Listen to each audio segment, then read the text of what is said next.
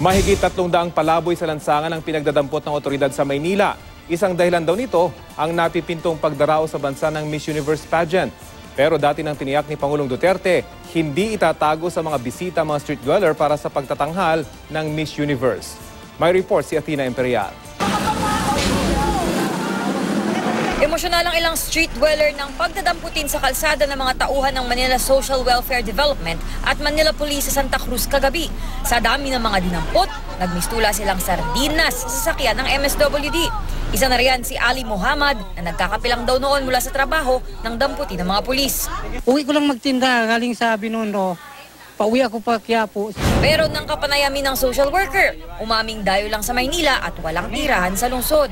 Mahigit 300 street dweller ang tinurn over sa Reception and Action Center sa Ermita. Ang ginawa ng MSWD at MPD, tinawag nilang reach-out operation na alinsunod daw sa Manila City Ordinance. Nang tanungin ko ang operasyon ay para sa preparasyon sa gaganaping Miss Universe sa Pilipinas sa susunod na buwan. Actually, isa yun, no, sa dahilan, no, ang MPD, may instruction sila na mag-clearing operation, no, ng mga eyesores, including street dwellers.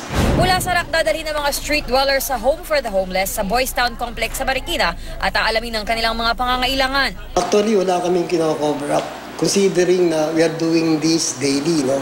Dati nang ipinili ni Pangulong Duterte na hindi pa aalisin ang mga nakatira sa kalsada para sa Miss Universe activities.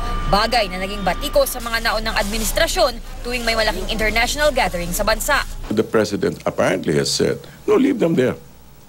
Leave them there so that the people see exactly where we are. Athena Imperial, GMA News.